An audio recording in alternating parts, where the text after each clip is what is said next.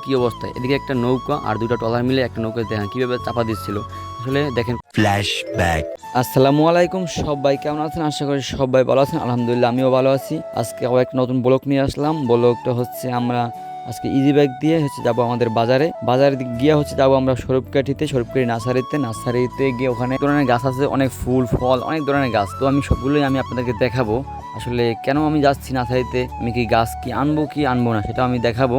আর আমরা এখন বর্তমানে আছি ইজি বাইকে, আর আমার ইজি বাইকের সামনে ছিল আমার বাইরপো। তো বাইরপো এমন স্টাইল দিচ্ছিল, স্টাইল খুবই স্টাইল। যাই হোক, স্টাইল যাই দেখ, আমি স্টাইল দেই মাঝে মাঝে। কিন্তু একটা জিনিস কি জানেন, আমাদের গ্রামে ইজি বাইকগুলো যে চলে বিমানের মতো চলে। বিমান চলে আকাশ থেকে আর ইজি বাইক চলে রোড থেকে, কিন্তু বিমানের মতো একদম উড়ে উড়ে চলে। আমাদের গ্রামে এত পরিমাণে ইজি বাইক হয়েছে, ইজি বাইক প্রচুর পরিমাণে ইজি বাইক, রোডে চলা যায় না, প্রচুর পরিমাণে ইজি বাইক। তো এই রোডে একটু কম চলে, কিন্তু বাজারের ভিতরে ঢুকলে দেখবেন যে এত পরিমাণে ইজি বাইক বলার বাইরে। আর আমি এদিকে আমার সেলফি নিতে গিয়ে দেখি আমার অবস্থা খুবই খারাপ। এত পরিমাণে গরম ছিল, এত পরিমাণে গরম বলার বাইরে। শহরে মানে গরম, গ্রামে এসে এই গরম। যাই হোক, গরম হয়ে যাই হোক, যাইতে হবে এখন স্বরূপকাঠির উদ্দেশ্যে। আমরা যাবো নার্সারিতে। তো বলতে বলতে চলে আসলাম আমরা বাজারে। আর এদিকে দেখেন, আমি যে বলছি আমি ভাড়া দেই না, আমার বাড়ির ছেলে আমাকে বলে না তুমি ভাড়া দিবে না, আমি ভাড়া দেবো। তো যাই হোক, সে ভাড়া দিবে আর আমি ভাড়া দিয়ে আমরা চলে আসলাম। দেখেন আমার বাড়ির একটু স্টাইলে আলাদা। তো আমরা চলে আসছি এখন বাজারে। আর আমি আপনাদেরকে বলছিলাম না আওয়ার সময় যে আমাদের এলাকায় প্রচুর পরিমাণে ইজি বাইক। আমি যদি একটু আপনাদেরকে দেখাই ব্যাক ক্যামেরা দিয়ে, আপনি দেখেন এখানে এত পরিমাণে ইজি বাইক। এই দেখেন এখানে জ্যাম লেগে গেছে, মানে প্রচুর পরিমাণে ইজি বাইক আমাদের গ্রামে। আর এই হচ্ছে বাজার। তো আমরা এখান থেকে একটু যাই, একটু ক্যামেরা অফ করেই সামনের দিক যাই, আপনাদেরকে দেখাই। তো ইজি বাইকের জ্যাম ঠেলা আমরা চলে আসছি সামনের দিকে। সামনে দেখেন আমার তাও এদিকে অনেক ইজি বাইক আছে সিরিয়াল দেওয়া।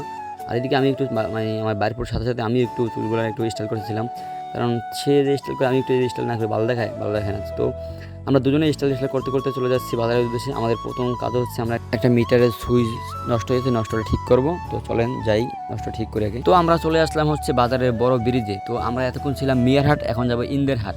তো ইন্দেরহাট আর মিয়ারহাট মাঝে একটা ব্রিজ আছে। এই ব্রিজটা আমরা ছোটবেলা থেকে দেখি, খুবই মানে মারাত্মক অবস্থা। ব্রিজটা বেশি সুবিধার না, ব্রিজটা যখন তখন ভেঙে যাইতে পারে।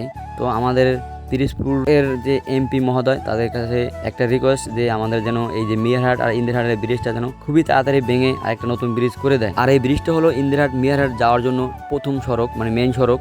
এটা যদি এই অবস্থা হয় তাহলে বলেন আমাদের কি অবস্থা হবে। তো আমরা চলে আসলাম এখানে এই মিটারটা আমরা সুইচ চেঞ্জ করব, চেঞ্জ করে পরে নিয়ে যাব। তো আমরা এখানে দিয়ে গেলাম। তো আমরা এখন চলে যাচ্ছি, এখন যাবো স্বরূপকাঠি নার্সারিতে। তো চলেন নার্সারিতে যাই, আমি আপনাদেরকে দেখাই। তো এদিকে দেখেন যাওয়ার পথে কি অবস্থা, এদিকে একটা নৌকা আর দুটো ট্রলার মিলে একটা নৌকা দেখেন কিভাবে চাপা দিচ্ছিল। আসলে দেখেন কপাল জোরে মুরব্বি বেঁচে গেছে, এই ট্রলার নিচে পড়ে গেছিল।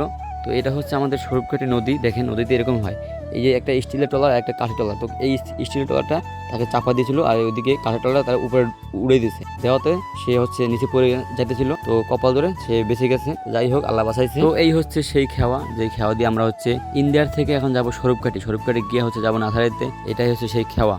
তো ইন্দিরার থেকে খেওয়া ছেড়ে চলে আসছি আমরা এখন নদীর মাঝখানে। তো আমরা এখন যাচ্ছি স্বরূপকাঠি বাজারে, স্বরূপকাঠি এখান থেকে যাবো নার্সারিতে। চলেন, তো চলে আসলাম আমরা স্বরূপকাঠি। এখন আমরা এই খেওয়া থেকে উঠলাম, খেওয়া থেকে উঠে এখন আমরা টাকা দিব। আসলে খেওয়ার ভাড়াটা খেওয়ার দিনে আমরা এখানে দেবো, দুজনে মিলে খেওয়ার ভাড়া দেবো। এখানে এই যে সবাই দিচ্ছে, মানে একটা টোল বলা হয় আর কি, যেটা টোল বলা হয়। এখানে খেওয়া ভাড়া দিয়ে আমরা যাবো ওদিকে। আর এই আমাদের স্বরূপকাঠি বাস স্ট্যান্ড। তো এখান থেকে আমরা ঢাকায় যাই, এখান থেকে বাসে করে ঢাকায় আমরা এখান থেকে যাই। এটা স্বরূপকাঠি বাস স্ট্যান্ড। আর অনেক কিন্তু গরম ছিল, ভালোই গরম ছিল এখানে, যেমন ছিল রোদ তেমন ছিল গরম, ভালো অনেক গরম ছিল এখানে। তো গরম দেখে আমরা একটা ডাব কিনলাম, 120 টাকা দিয়ে একটা ডাব কিনলাম। 120 টাকা দিয়ে একটা ডাব কিনে 2 গ্লাস পানি হয়েছে। তা বুঝেন 1 গ্লাস পানির দাম কত পড়ছে, 160 টাকা করে পড়ছে। 2 গ্লাস পানি 120 টাকায়। তো এইটা আমরা দেখাছিলাম। তো যাই হোক, গরমে কিন্তু পানিটা খেয়ে খুবই ভালো লাগছে, মানে স্বাদ ছিল পানি, নারকেলের পানি, ডাবের পানি খেয়ে খুব ভালো লাগছে। তো ডাবের পানি খেয়ে আমরা চলে আসলাম নার্সারিতে। এটা আমাদের স্বরূপকাঠি। এখানে অনেক বড় বড় নার্সারি আছে, একটা না আরো অনেক নার্সারি আছে, এখানে অনেক বড় বড় নার্সারি। তো এখানে আসছি কিছু গাছ নিব ঢাকাতে, তো এই কারণে এখানে আসলাম। আর এখানে কিন্তু ফুলের গাছ, ফলের গাছ, অনেক ধরনের গাছ আছে। আমি দেখি, আর দেখে আমি গাছ নিব, আর আমি আপনাদেরকেও দেখাবো। তো দেখেন এদিকে অনেক ধরনের গাছ আছে, কিন্তু অনেক ধরনের গাছ যদি আপনাদেরকে দেখাই, একটু ঘুরে ঘুরে দেখেন আপনারা কত ধরনের এখানে গাছ আছে। আমি আপনাদেরকে দেখাই এখানে কত ধরনের গাছ আছে, ফুলের গাছ, ফলের গাছ। তো চেষ্টা করি এখান থেকে কিছু গাছ নেওয়ার জন্য। আসলে গ্রামেও লাগানো উচিত গাছগুলা। আমি এখন শহরে নেব এগুলা, এই কারণে এখানে আসা। তো এতক্ষণ তো সবকিছু দেখলেন যে এখানে কত পরিমাণে ফলের গাছ, ফুলের গাছ, প্রচুর পরিমাণে ফল গাছ, ফুল গাছ। তো অনেক রোদ, তাকাইতে পারতেছিলাম না। তাই আমার সানগ্লাসটা দাও, সানগ্লাসটা পরে নেই। এখন ঠিক আছে। তো এই যে দেখলেন এতক্ষণ যে ফল গাছ ফুল গাছ আমারও খুব ভালো লাগে। তো আপনাদেরকে দেখাইতে পারছি, খুব ভালো লাগতেছে। তো চেষ্টা করি আরও ভালো কিছু দেখানোর জন্য। তো আজকের ভিডিও এই পর্যন্তই। সবাই ভালো থাকবেন, সুস্থ থাকবেন। আর ভিডিওটা ভালো লাগে অবশ্যই সবাই লাইক কমেন্ট শেয়ার করে পাশে থাকবেন ইনশাআল্লাহ।